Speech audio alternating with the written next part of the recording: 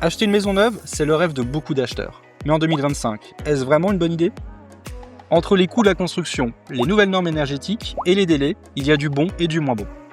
Aujourd'hui, je vous donne 3 avantages et 3 inconvénients d'une maison neuve pour vous aider à faire le bon choix. Dites-moi en commentaire si vous préférez une maison neuve ou une maison ancienne, je les lirai juste après. Avantage numéro 1, une maison neuve égale pas de travaux.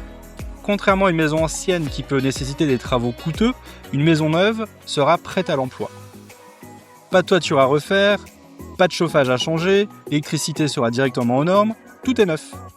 Pourquoi c'est un avantage d'une maison neuve? Il n'y a pas de mauvaise surprise sur la plomberie, sur l'électricité ou la toiture, tout est sous garantie décennale. Vous pouvez directement emménager et profiter.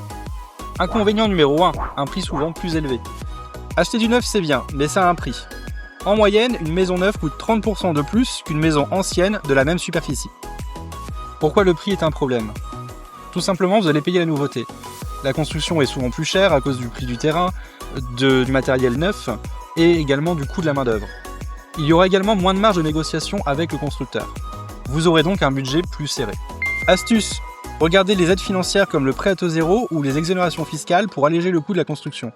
Avantage numéro 2, des économies d'énergie. Grâce aux normes RT 2020, une maison neuve est beaucoup plus économe en énergie qu'une maison ancienne. Pourquoi? Grâce à une isolation thermique et acoustique optimisée. Vous allez pouvoir réduire votre consommation d'énergie grâce aux nouvelles technologies comme la pompe à chaleur, les panneaux solaires et par exemple le triple vitrage. Il y aura donc moins d'entretien et moins de factures énergétiques sur le long terme.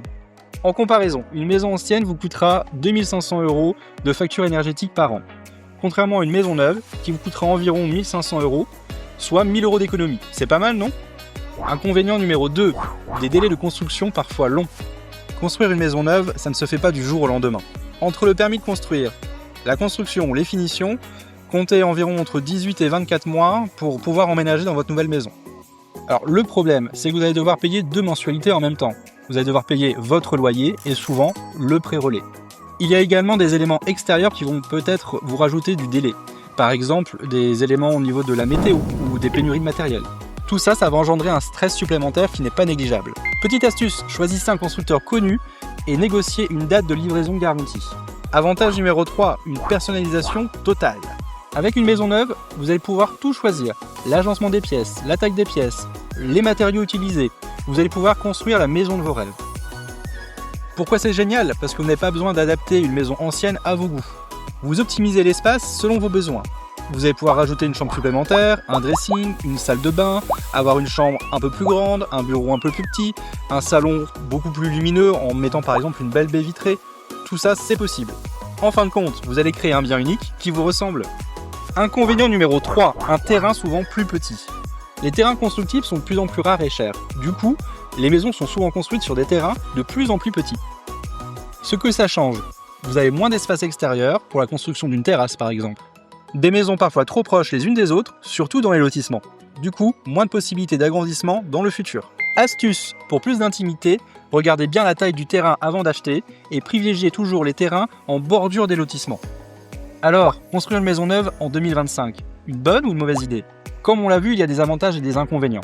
Tout dépend de vos priorités. Le budget, le délai, la personnalisation et également l'économie d'énergie.